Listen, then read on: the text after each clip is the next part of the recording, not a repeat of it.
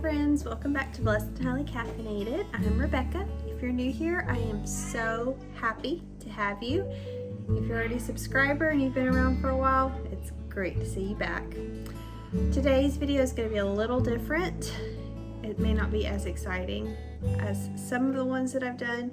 It may be a little loud. My kids are upstairs playing. I've had the washer running, the coffee pot's making, so there's a lot of background noise.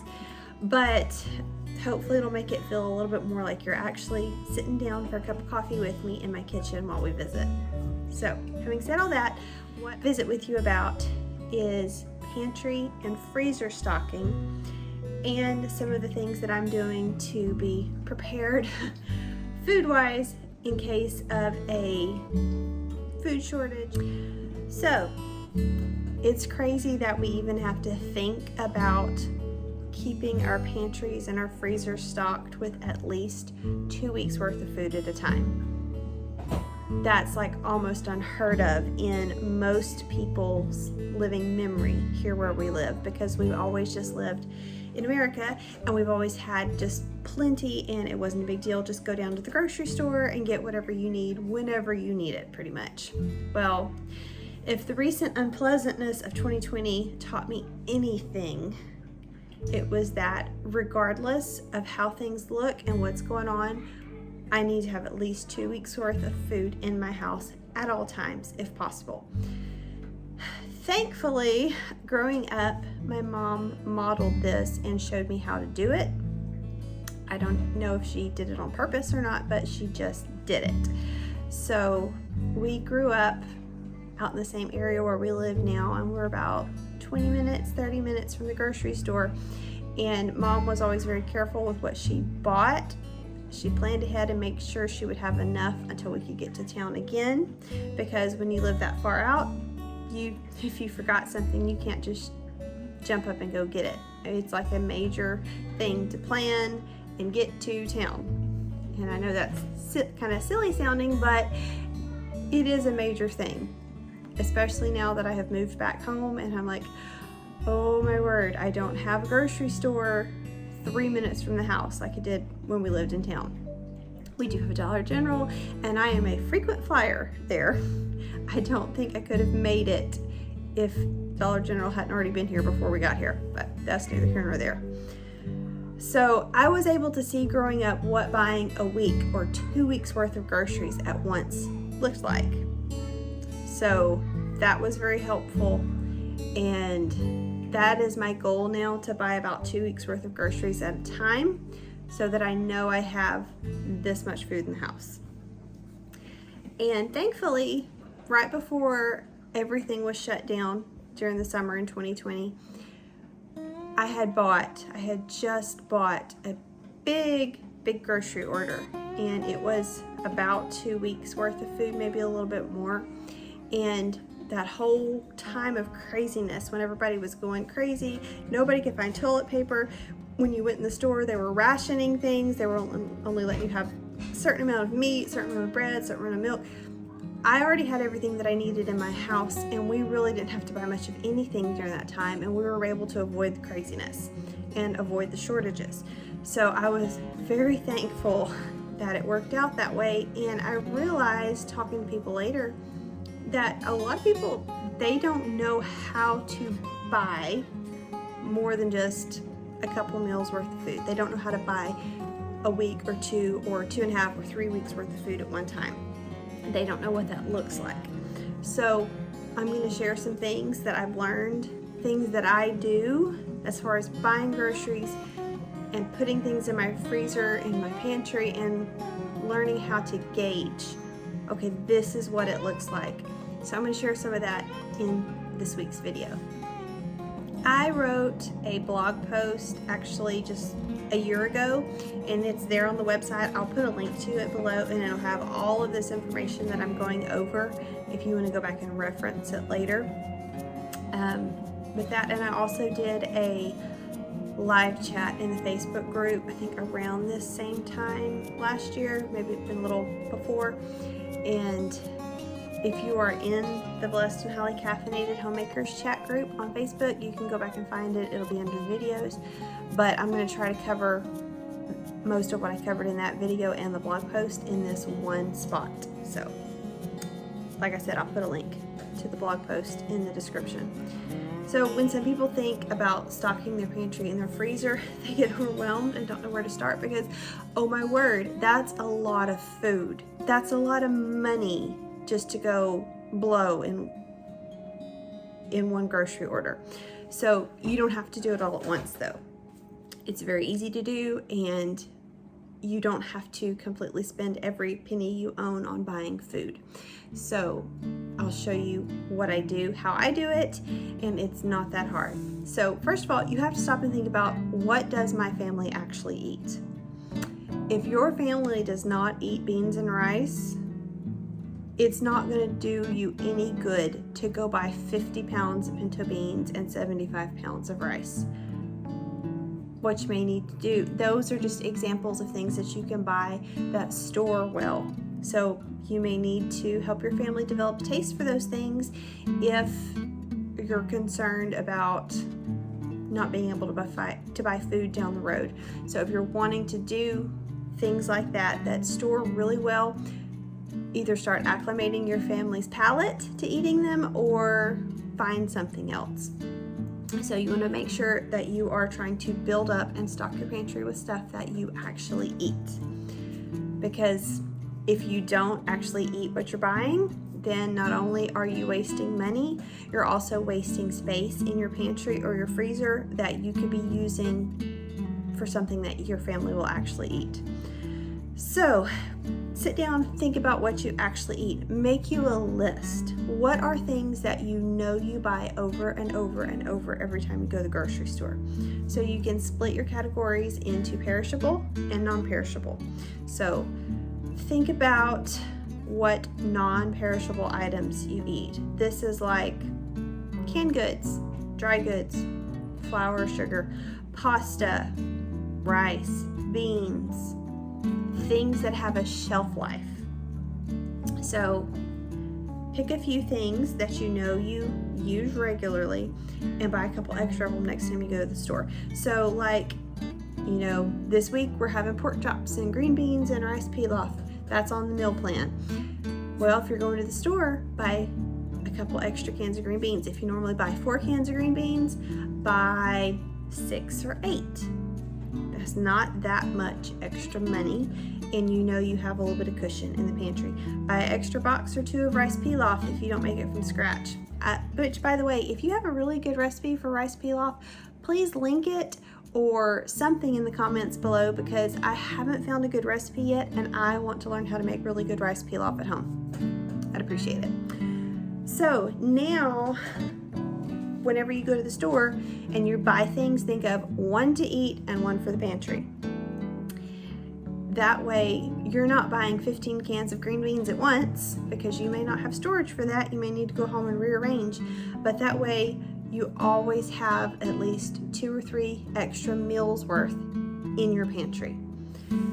Things like flour, sugar, rice, dried beans, oatmeal, cornmeal, all that will keep, those kind of things will keep for a long time in airtight containers.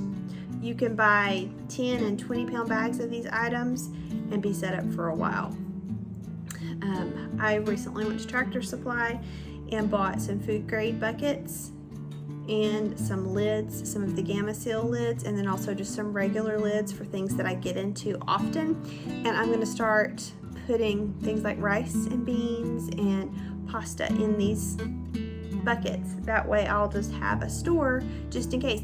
Several months ago, you could not find pasta anywhere in any of the stores. I don't know if there was a macaroni shortage or what. So it's things that you don't think about until they're gone. So I know pasta has a really good shelf life, so I'll buy an extra bag or box or 2 every time I go, just so I know that I have it in case we end up with a lasagna shortage again. I mean, we can't be doing that.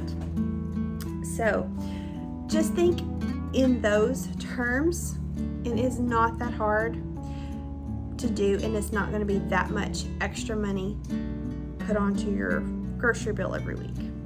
So now perishable items are a completely different animal, And these are things that will go bad quickly if they are not preserved, either by canning or freezing. So meats, veggies, fruits, bread, dairy, all that.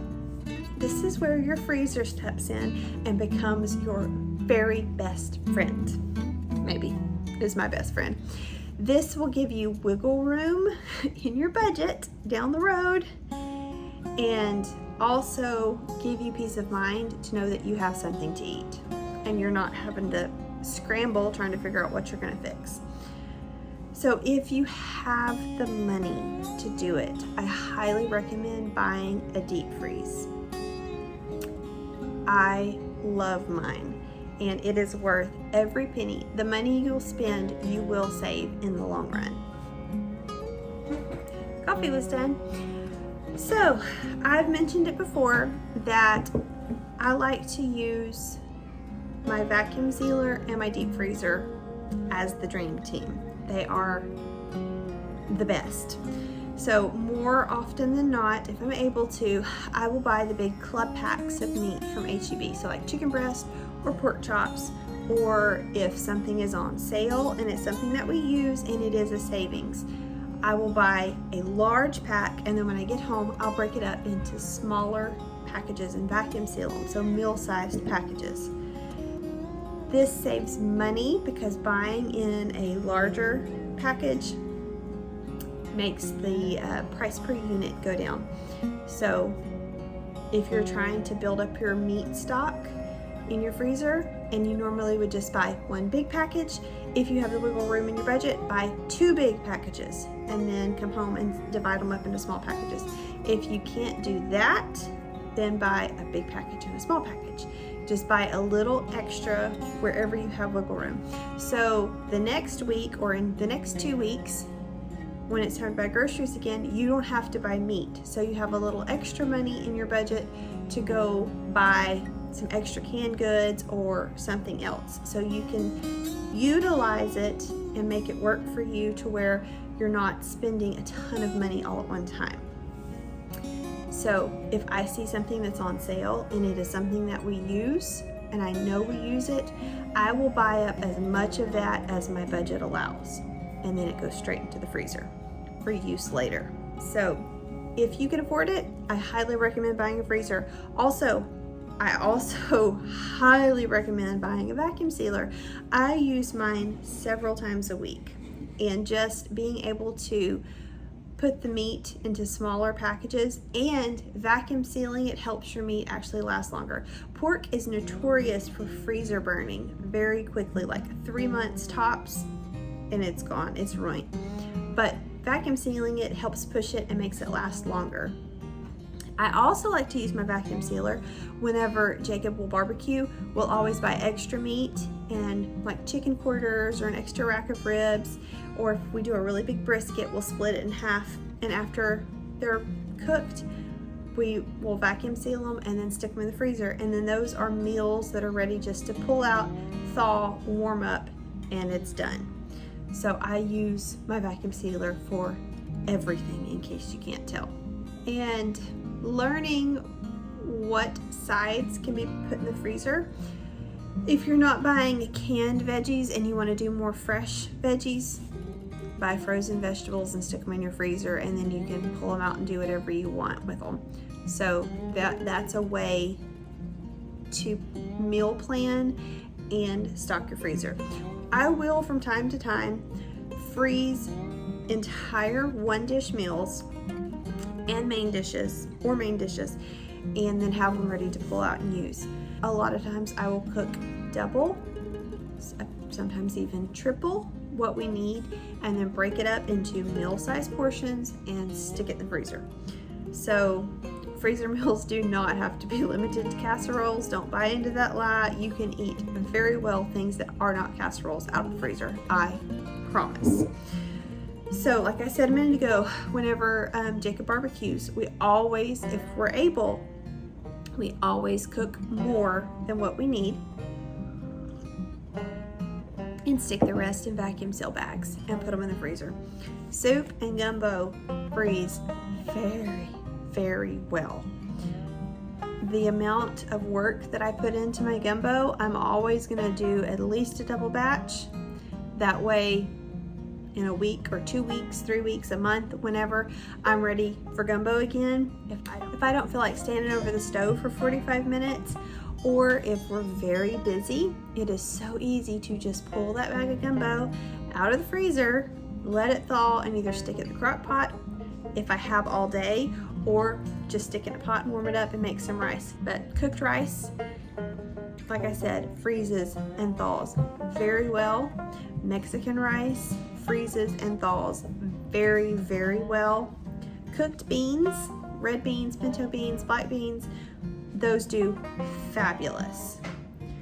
So that's an easy way to have a meal ready almost instantly, especially if you pull it out in the morning and let it thaw. Then all you have is like maybe 15-20 minutes just to warm everything up and you're good to go. And another thing that goes along with stocking your pantry, stocking your freezer, stop and look and see what you can raise or grow or source yourself that you don't have to go to the grocery store for.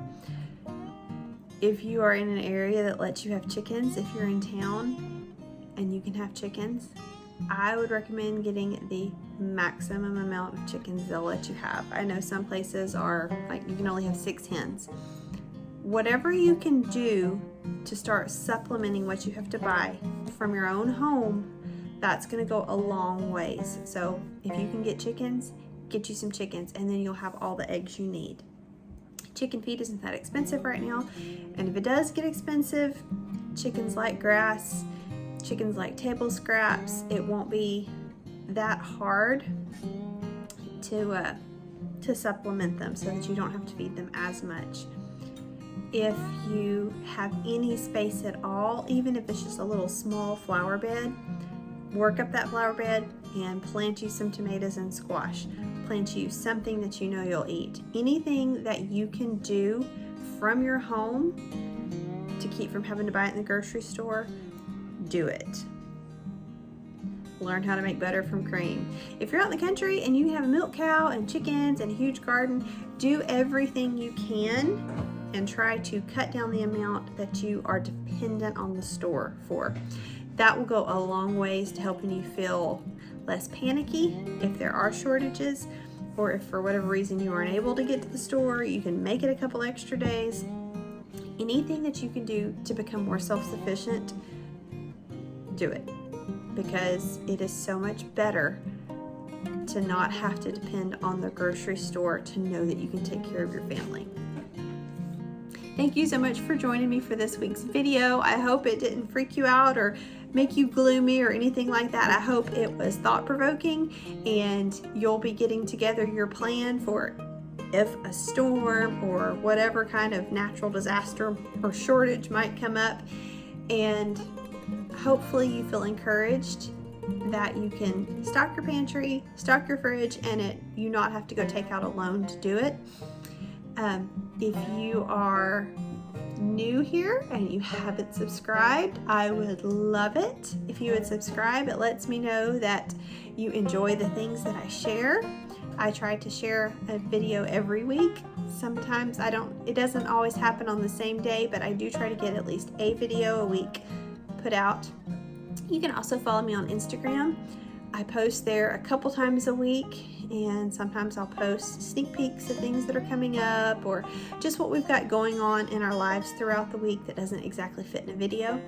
But thank you so much for joining me. I hope you learned something or were encouraged. If you have any other tips or hacks or anything prepper wise or pantry stocking, hurricane prep, anything like that, put it in the comments. I would love to read it, and I know the other people would probably enjoy it too. I'm always looking for ways to improve how I do things, and I will see you again next week.